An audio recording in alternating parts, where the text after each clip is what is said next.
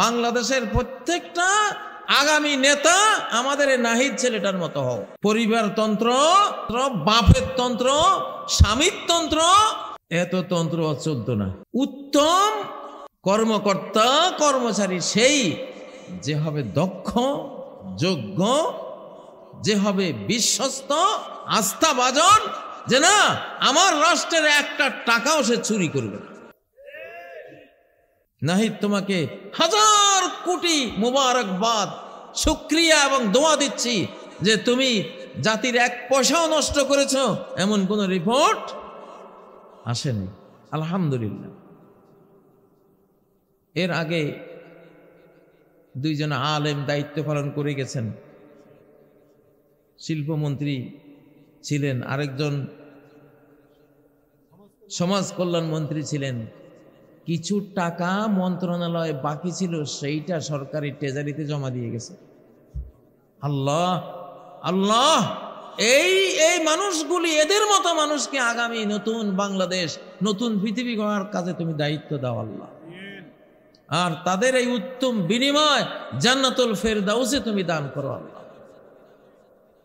আমার মীর কাসেম আলী ভাই, আজকে এই মানিকগঞ্জে এসেছি। মানিকগঞ্জের মানিক সারা ওয়ার্ল্ডের বিখ্যাত একজন অর্থনীতিবিদ।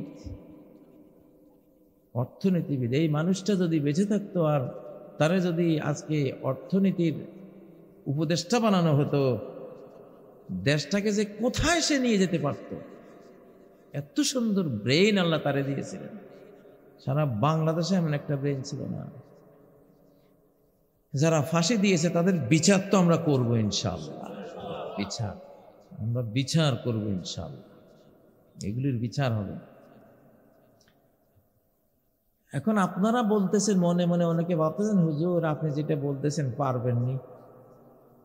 হ্যাঁ, অনেকের মনে একটু পারা না পারার প্রশ্ন মনের মধ্যে জাগতেছে। ভাই আমি তো পারতাম না, আমরা পারতাম না, পারার একজন আছে না নাই? আছে না নাই? ওয়ামা কানা আল্লাহু লিউজিযহু মিন শাই, কোন কিছু আছে আমার আল্লাহকে পরাস্ত করতে পারে? আছে? নাই। উনি পারেন, উনি করে দেবেন ইনশাআল্লাহ, উনি করে দেবেন। আমাদের কাজ কি? আমরা গোলাম। ও আমাদের আল্লাহ, আপনি মালিক, আপনি যেদিকে যাইতে বলবেন আমরা আপনার সাথে আছি, আমরা আপনার সাথে আছি। আমি এখন আমার ওয়াজ কি করতাম, আমি দেখতে পাচ্ছি ভাই খিজির আলাইহিস সালামের আইন বলবৎ হচ্ছে এখন পৃথিবীতে। সামনে পৃথিবীতে হযরত খিজির আলাইহিস সালাম যে 3টা ঘটনা আছে কোরআনে, এই যুগটা ওই 3 ঘটনার মতো ঘটনা ঘটার যুগ শুরু হয়ে গেছে।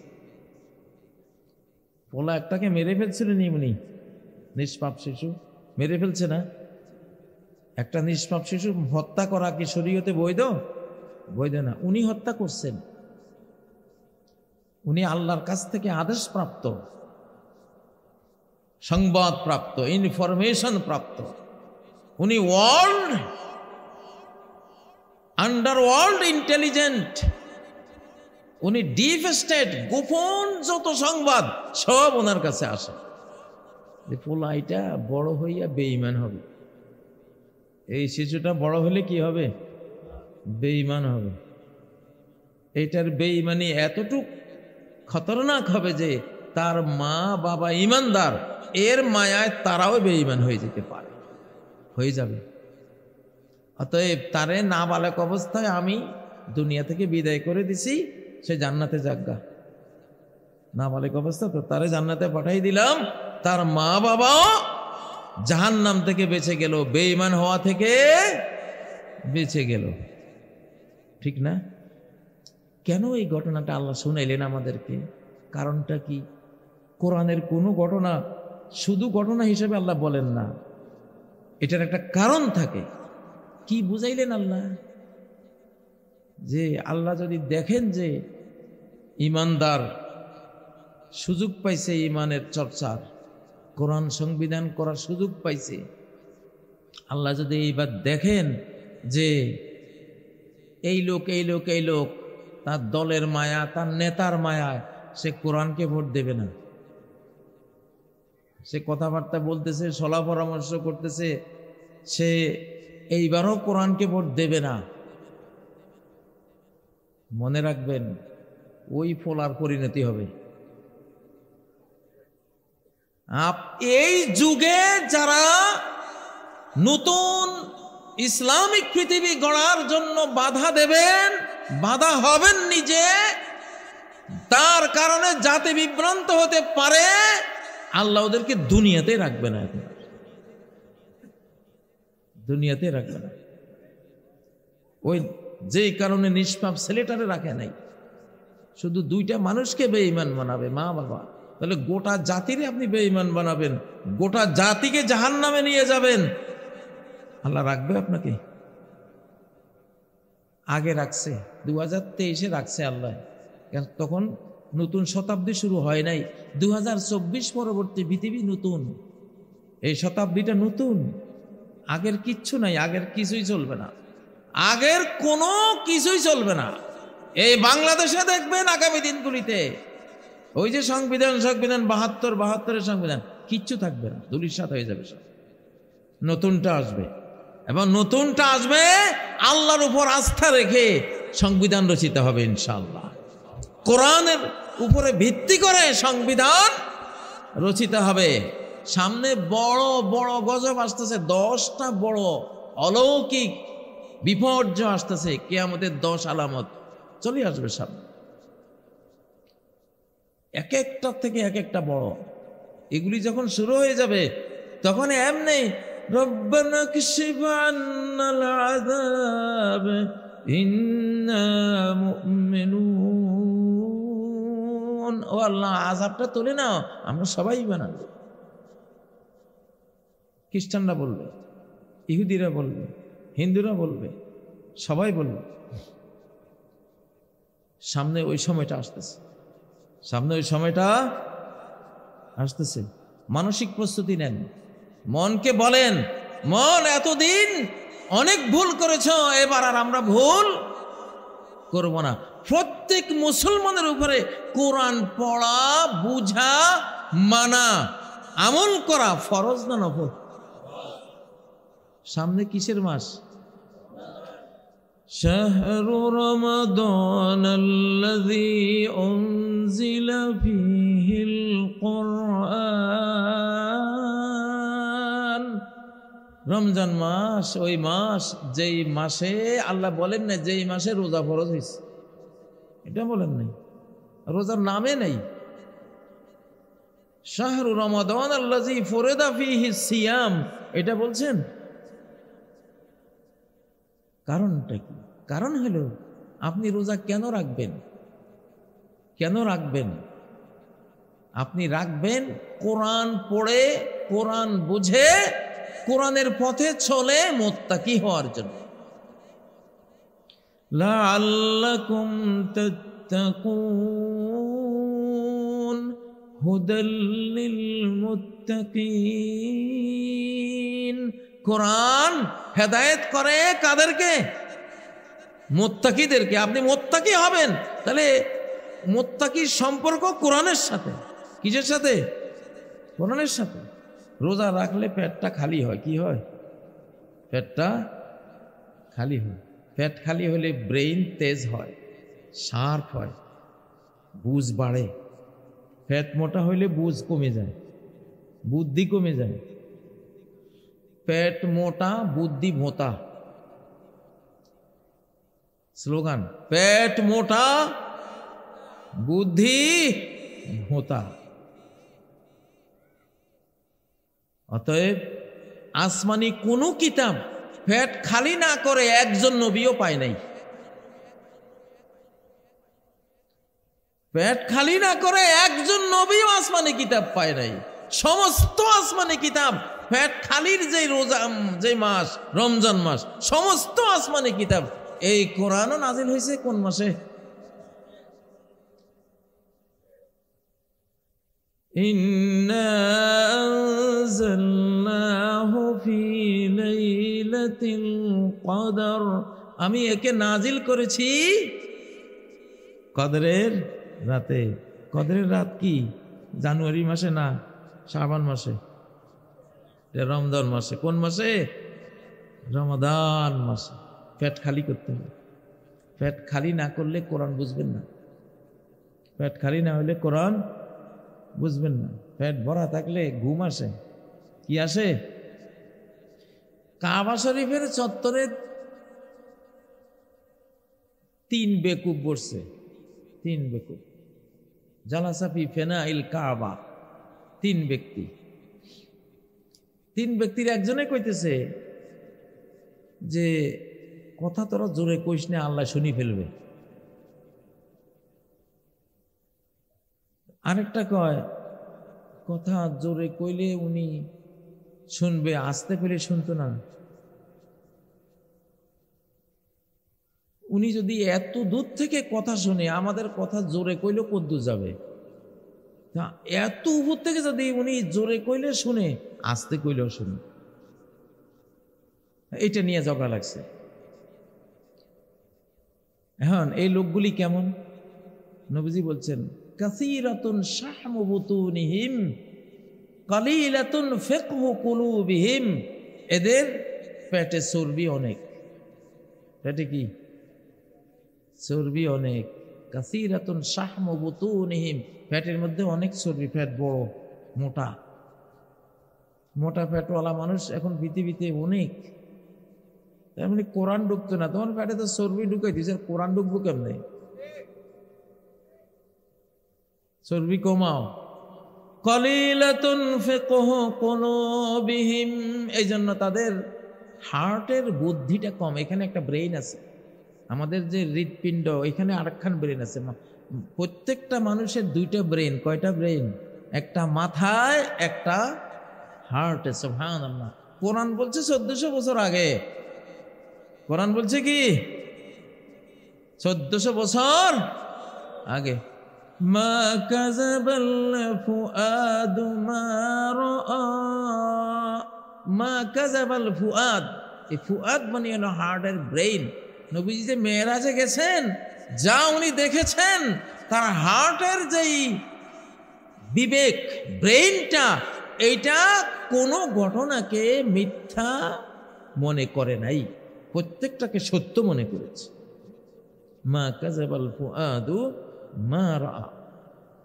বর্তমান বিজ্ঞানীরা বের করছে যে এখানে একটা ব্রেন আছে 40,000 কোষ বিশিষ্ট। এক একটা কোষ মাথার ব্রেইনের 5,000 কোষের সমান। এত পাওয়ারফুল। এইটা থেকে জ্ঞান যায় এইখানে। সুবহানাল্লাহ। এটা হলো এইখানে। তো এখন পেটে চর্বি বাড়লে মানুষের অন্তরের যে ব্রেইনটা, এটা ভোঁতা হয়ে যায়। কি হয়ে যায়? ভোঁতা হয়ে যায়। এই জন্য রমজান আসলে আসে পেট খালি করে কোরআন পড়ার জন্য। এখন রোজাদার যদি কোরআনে না পড়ে, কোরআনে চর্চা না বুঝে, অন্তত রমাদানে পুরা কোরআন অর্থ সহ একবার যদি রিভাইজ না দেয়, কোরআন যদি সে তেলাওয়াত না করে, কোরআন মুখী যদি না হয়, তো তুমি রোজা রাখলে কি জন্য? তুমি রমজানের রোজাই বুঝো নাই। তাহলে মুসা আলাইহিস সালাম তুর পাহাড়ে গেছেন তাওরাত কিতাব আনতে। আল্লাহ বললেন 30 দিন রোজা রাখতে হবে। 30 দিন রোজা রাখছেন। রোজার পরে মেসওয়াক করে ফেলছেন। তখন মেসওয়াক করা রোজাদারের জন্য বৈধ ছিল না।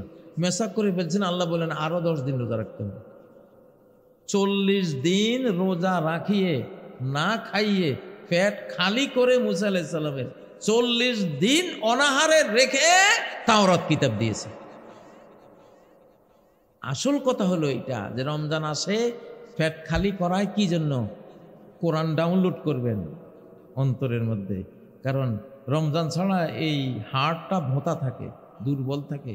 খান বেশি, খাইতে খাইতে খাইতে খাইতে পেট একেবারে, মানে কি আর বলবো, বস্তা আপনারা ভরাইয়া আরো ঠাসায় ঠাসায় এটারে ভরেন, ঠিক না? এই জন্য কোরআন বুঝে আসে না। যার পেট যত ফাঁকা থাকে সে কোরআন তত বেশি বুঝে।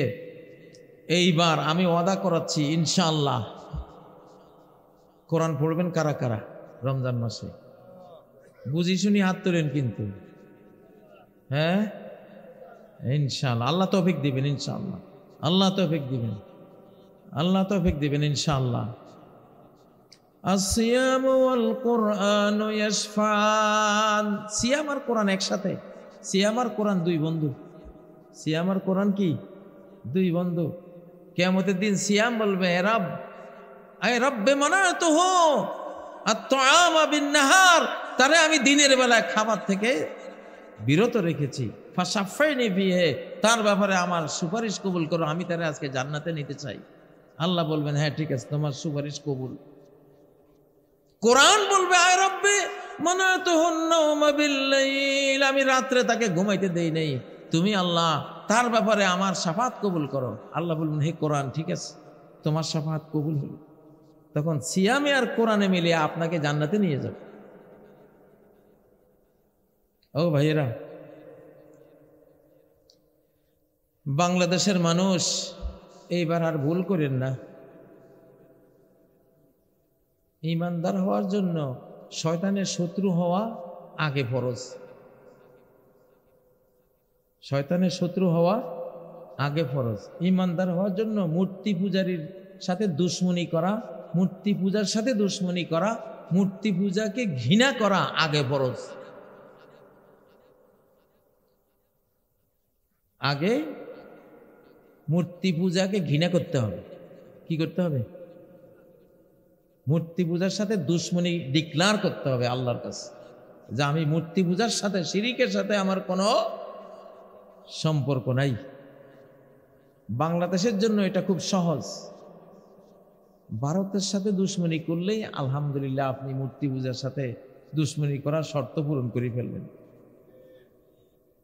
ভারতের যে শত্রু সে বাংলাদেশের বন্ধু, ভারতের যে বন্ধু সে বাংলাদেশের শত্রু। সাপ কথা ভাই, সাপ কথা। এই কথাটা আকাশ থেকে পাশ হওয়া কথা। ভারতের বিরুদ্ধে একসময় ভারত আক্রমণ করবে, ভারতের বিরুদ্ধে যারা যুদ্ধ করবে এরা জাহান্নাম থেকে মাফ, জাহান্নাম থেকে মুক্ত আল্লাহ করে দিয়েছে, ঠিক না? তাহলে ভারতের বন্ধুকেও বাংলাদেশের বন্ধু হইতে পারে? অসম্ভব, এটা হবে না। কারণ ভারত এই প্রমাণ 53 বছরে দেয় নাই, 1947 থেকে পর্যন্ত দেয় নাই। আমাদের সমস্ত নদীর বুকে বুকে বাঁধ দিয়া নদীগুলিরে খুন করেছে কে? তারা। নদী মাতৃক বাংলাদেশে নদী হত্যাকারী কি আমাদের বন্ধু হবে? আমরা নতুন বাংলাদেশ গড়তে হলে বাংলাদেশ প্রেমিক চাই। বাংলাদেশে বসে ভারত প্রেমিক হবেন এইটা আমরা চাই না, এটা আমরা দেব না ইনশাআল্লাহ, ঠিক না কথা? ও ভাইয়েরা, আসমান বড় খেপা, আসমান বড় খেপা।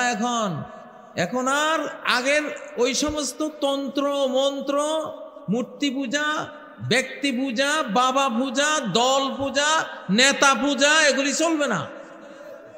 নেতায় ভুল করলে ভুল ধরাই দিবেন, সমালোচনা করবেন যে আপনি এটা বলতে পারেন না, এটা বলার অধিকার আপনার নাই।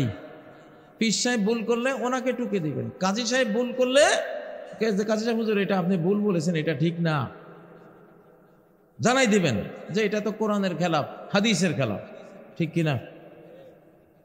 আমরা এমন একটা বাংলাদেশ গড়ব ইনশাআল্লাহ। সেই বাংলাদেশ কতটা সুন্দর হবে আপনারা দেখবেন। সেই বাংলাদেশের সীমানা এত ছোট থাকবে না, বিশাল হবে ইনশাআল্লাহ। এখন ভাই ডিক্লার আছে যে গোটা পৃথিবী মুসলমানদের হাতে আসবে। আমি কালকে একটা হাদিস বলছিলাম, উমিরতু বিকারিয়াতিন তাকুলুল কোরআন। নবীজি বলছেন আল্লাহ আমাকে এমন এক গ্রামে যেতে বলেছেন, জনপদে যেতে বলেছেন, যেই গ্রাম পৃথিবীর সমস্ত গ্রাম খেয়ে ফেলবে, অর্থাৎ মদিনা। আমাকে মদিনায় যাইতে বলছে। ইয়াকুলুনা ইয়াসরিব ওয়াহিয়াল মদিনা। মানুষের এটাকে ইয়াসরিব বলে, অথচ এটার নাম মদিনা। মদিনায় যেতে বলছে, মদিনায় গোটা পৃথিবী খাবে। তখন অর্ধ পৃথিবী খেয়েছে মদিনায়। এই মদিনায় খাইছে মানে কি, অর্ধ পৃথিবী মদিনার দখলে আসছে, আসছে না? অর্ধ পৃথিবী জুড়ে যত রিজিক ছিল, তাইয়্যিব হালাল রিজিকগুলি ছিল, মদিনায় আসছে। অর্ধ পৃথিবীর মাল গনিমত মদিনায় আসছে, মদিনাবাসী খেয়েছে, মুসলমানরা খেয়েছে। আল্লাহ মালিক তিনি দিয়েছেন, খাবার পারমিশন দিয়েছেন। এখন বাদ বাকি পৃথিবী খাওয়ার সময়। তো মদিনায় যে গোটা পৃথিবী এখন খাবে, বাংলাদেশের ভাগেও পড়ছে আলহামদুলিল্লাহ। কেন বাংলাদেশ মদিনার আদর্শের একটা দেশ হবে যদি হয়, তাহলে এই দিক দিয়ে লক্ষ লক্ষ বর্গ কিলোমিটার আল্লাহ বাংলাদেশকে দিবেন ইনশাআল্লাহ। সুসংবাদ দিয়ে গেলাম, সুসংবাদ দিয়ে গেলাম ইনশাআল্লাহ। আপনারা আলেমদের সাথে থাকবেন। ওলামা জনতা একতা চাই, ওলামা জনতা একতা চাই। আলেমদের সাথে থাকবেন।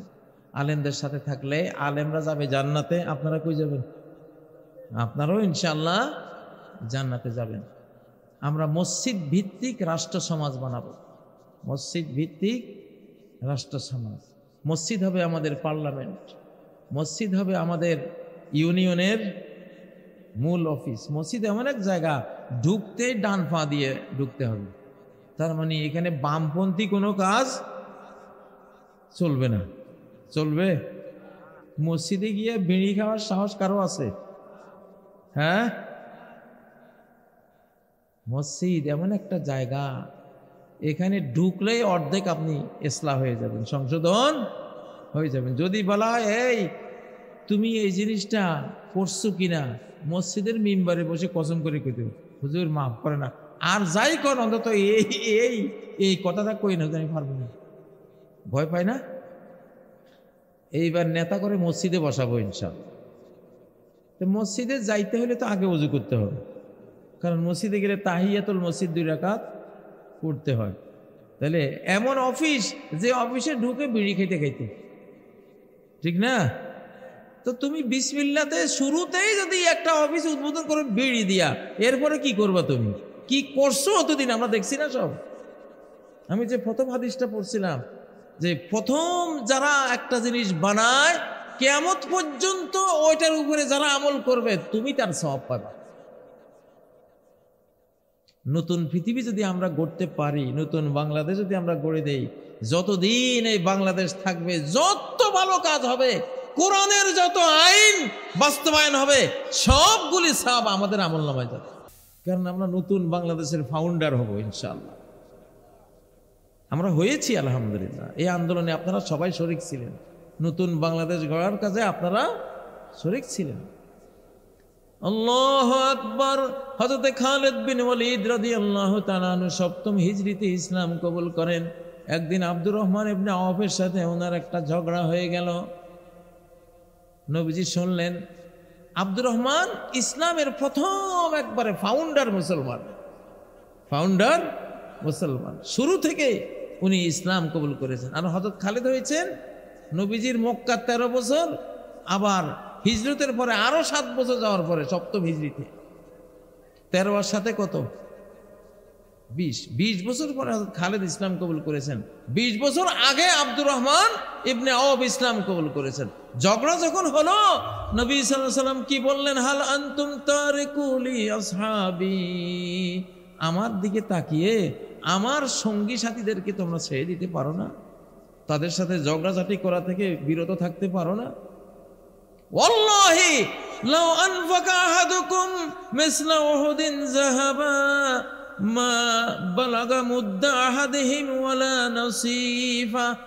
তোমরা হে খালেদ, আজকে 7ম হিজরিতে যারা ইসলাম কবুল করেছো, উহুদ পাহাড়ের সমান যদি স্বর্ণ আল্লাহর পথে ব্যয় করো, তাহলে আব্দুর রহমানরা 20 বছর আগে প্রথম ফাউন্ডার মুসলমানরা আধা কেজি গম বা তার চেয়েও কম গম যে তারা আল্লাহর পথে দিয়েছিল, 1 উহুদ পাহাড় পরিমাণ স্বর্ণ তাদের আধা কেজি গমের সমান হবে না। আল্লাহু আকবার, আল্লাহু আকবার, লিল্লাহি তাকবীর। প্রথম একটা জিনিস করতে পারার ফজিলতটা তাহলে কত বড়! 1 পাহাড় স্বর্ণ এক পাহাড় গম না, নবীজি কি বলছেন? এক পাহাড় উহুদ পাহাড়ের পরিমাণ স্বর্ণ, এত হাজার হাজার লক্ষ লক্ষ টন স্বর্ণ যদি এখন তোমরা ব্যয় করো, 20 বছর আগে আব্দুর রহমানরা যে আধা কেজির মতো গম ব্যয় করছিল ইসলামের জন্য, তার সমান। আল্লাহু আকবার, আল্লাহু আকবার। কাবিলে প্রথম হত্যাকাণ্ড ঘটাইছে। কিয়ামত পর্যন্ত যত হত্যা হবে, প্রত্যেক হত্যার প্রধান আসামি কাবিল, তার আমল নামায় ওই পাপ চলে যাচ্ছে। কারণ প্রথম সে দেখাইছে, প্রথম একটা কাজ যদি ভালো হয় আপনি আকাশে উঠলেন, প্রথম একটা কাজ যদি খারাপ হয় তাহলে সর্বনাশ করলেন, ঠিক না? পৃথিবীতে প্রথম বিড়ি যে লোকটা খাইছে, কি পরিমাণ বিড়ির গুণ আছে ভাই, তার আমল নামায় গেছে। কোন কপাল পোড়া পোড়া কপাল, এইটা কে জানি খাইছে প্রথম বিড়িটা, কে জানি দেখাইছে। কত ট্রিলিয়ন ট্রিলিয়ন বিড়ি মানুষে বানাইছে আর খাইছে, সবগুলি তার আমল নামায় গেছে। এলাকায় প্রথম কোনো খারাপ কাজ কেউ করবেন না, খারাপ কাজটা নাই। আপনি যদি দেখান, আপনি যদি আনেন, সর্বনাশ করলেন। তাইলে কিয়ামত পর্যন্ত এই খারাপ কাজ যদি আপনার এলাকায় থাকে, কিয়ামত পর্যন্ত আপনার অ্যাকাউন্টে সেই পাপটা চলে যাচ্ছে। যাই হোক প্রিয় বন্ধুরা, এখন প্রথম নতুন পৃথিবী আমরা গড়ব। আমি এই জন্য খুব আমার ভিতরে একটা উৎসাহ, উদ্দীপনা। যত পারবেন এখন ভালো কাজ করবেন ইনশাআল্লাহ। আগামী ইসলামের নতুন পৃথিবী গড়ার জন্য আল্লাহ আমাদেরকে মনোনীত করেছেন, আমাদেরকে আল্লাহ তাআলা সুযোগ দিয়েছেন। তা সেই জন্য কোরআনের পক্ষে কথা বলবেন যেখানে যাবেন। ভাই এইবার কিন্তু আমরা ধানের শীষ দেখেছি, নৌকা দেখেছি, এইবার আমরা কোরআন দেখব, ঠিক না? ঠিক যুক্তি একটা, আর কোনো যুক্তি নেই, আর কোনো যুক্তি নেই। আমি কিন্তু ভাই নির্বাচন করব না, আমি কোনো এমপি টেমপি, আমার সেই বয়সও না, আমি এটা করবো না, বয়স থাকলেও করব না। কিন্তু আপনাদেরকে শিখাই দিচ্ছি কথা, এটা ধানের শীষ দেখছি, লাঙ্গল দেখছি, নৌকা দেখছি, এবার কি দেখবো? ভাই কোরআনের কথা বল, কোরআনের পক্ষে যারা আছে, একটা কইলে আবার অন্যরা কইব যে আমরা তো কোরআনের কথা কই, তুমি আমাদেরকে বাদ দিলা কেন, ঠিক না? আর যারা লাঙ্গলওয়ালা, ধানের শীষওয়ালা, নৌকাওয়ালা, নৌকা তো এখন নাই রে ভাই, খিজির আলাইহিস সালামে ডুবাই দিছে, ওইটা নাই, বাদ। লাঙ্গল, ধানের শীষ আরো যা আছে, ওদেরকে বুদ্ধি দিচ্ছি, তোমরা আলেমদের পিছে যাও, যে ভাই এতদিনে আমরা আমাদের মতো করে চলছি, এবার আর আমরা আমাদের মতো করে চলবো না, হুজুর আলেমরা যা কয় আমরা তাদের লগে আছি, নাকি? তাহলে ওরাও বাঁচলো কিনা? আমরা কাউকে বাদ দিতে চাই না, ঠিক না? এইবার আছি কার সাথে? কোরআনের সাথে আছি ইনশাআল্লাহ। হয়তো বলবেন হুজুর রাজনীতি করে গেলেন। হ্যাঁ, রাজনীতি করার তো ডিক্লারে দিয়েছি, জেলখানায় থাকতে, জেল থেকে বাইর হইলে রাজনীতি করব, প্রত্যেকটা মাহফিলে রাজনীতি করব। এতদিন আমরা মাহফিলে বক্তৃতা করছি, ওয়াজ করছি, আর নাস্তিকগুলি ঢাকার মন্ত্রণালয় দখল করে পরে আমাকে ফাঁসি ঝুলাইছিস, এই জন্য আর ওই সুযোগ নেই। এখন আমরা মাহফিলও দখল করবো, মন্ত্রণালয়ও দখল করবো ইনশাআল্লাহ। তুমি পারলে সরাইও, তুমি পারলে আমাদেরকে বাধা দিও, দেখি কে পারে, পারবা না কেউ ইনশাআল্লাহ। আজকে কথা লম্বা করব না, যেহেতু আসলে আমি এখন মাহফিলে খুব একটা যাওয়া বাদ দিছি। কেন বাদ দিছি? যে গঠনমূলক কাজ করব। সারা বাংলাদেশের প্রত্যেকটা মসজিদ নবীজির পার্লামেন্ট হবে ইনশাআল্লাহ। মসজিদ ভিত্তিক রাষ্ট্র, মসজিদ ভিত্তিক সমাজ, রাষ্ট্র আমরা বানাবো।